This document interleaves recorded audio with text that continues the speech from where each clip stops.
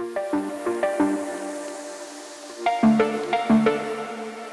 Théâtre Bluff, c'est une compagnie de théâtre qui s'adresse aux adolescents et qui propose des pièces de théâtre qui abordent des thèmes comme la transmission, le rêve, la collaboration, l'engagement. On est un théâtre qui est ouvert sur le monde et qui encourage et favorise les relations intergénérationnelles. Je m'appelle Monique Ringuet, je fais partie du groupe des retraités. Et puis, on est arrivé au Théâtre Bluff, au projet, par Action 50+. Donc, moi, quand j'ai vu qu'il parlait de slam et qu'il y avait possibilité de faire de l'écriture, puis d'avoir la correspondance avec un groupe de jeunes, tout de suite, je me suis dit que j'embarquerais. Est-ce que tu peux nous parler un peu de cette correspondance-là que tu as eue avec une des jeunes du Centre Jeunesse? Oui, j'ai eu une jeune particulièrement intéressante. Tout de suite au début, ce qu'elle a amené, c'était vraiment une franchise incroyable. Donc, ce qu'elle mettait dans sa correspondance, c'était vraiment des choses dont elle parlait pas avec les gens de son entourage. Elle s'est vraiment confiée. Oui, c'est ça. Elle s'est vraiment confiée. Et ça, moi, ça m'a surpris parce que tout de suite, je suis embarquée dans le jeu. Je me suis dit, bon, si elle est franche comme ça avec moi, puis elle me raconte des histoires comme ça de même, qu'elle me raconte des parts de sa vie. Donc, moi, je me sentais à l'aise justement là, pour embarquer. J'ai embarqué dans le jeu, puis j'ai raconté certaines choses de mon côté. Tu t'es confiée toi aussi. Exactement. Donc, c'est ça. Elle a commencé à m'envoyer tout de suite des poèmes.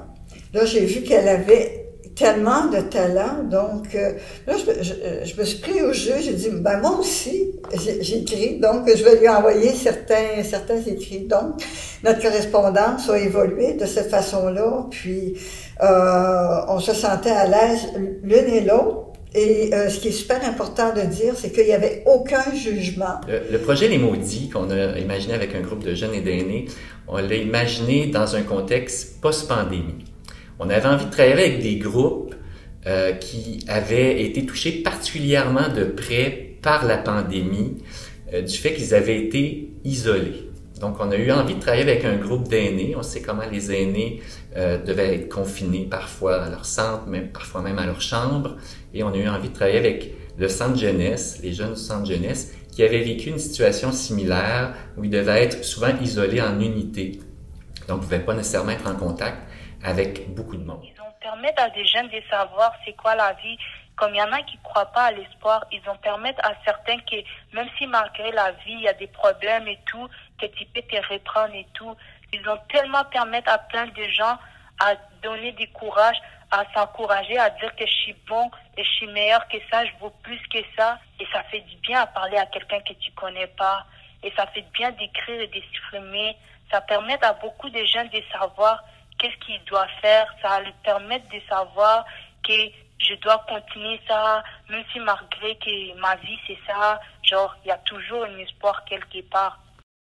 Donc, on a eu envie de les réunir autour d'un projet qu'on a appelé Les Maudits pour qu'ils puissent exprimer ce qu'ils avaient sur le cœur, ce qu'ils avaient ressenti durant cette période-là, mais surtout qu'ils se sentent écoutés et accueillis dans ce partage-là. Comme ça fait 33 ans qu'on est sur le territoire, on est une compagnie qui est ancrée chez nous, puis la façon de s'ancrer puis d'avoir un dialogue avec notre communauté, c'est d'organiser des projets avec les gens qui vivent sur le territoire. D'ailleurs, cette année, avec notre spectacle Pas des fourmis, on a sillonné les 4 coins de la province et on est allé rejoindre quand même 25 000 jeunes avec un spectacle qui parlait de l'état du monde pour vraiment engager un dialogue par rapport à ça, puis leur dire aussi aux jeunes, nous aussi on est préoccupés par ça, puis quelle est la solution? Comment est-ce qu'on va aborder cette question-là tous ensemble pour régler certains enjeux là, que vit notre monde en ce moment?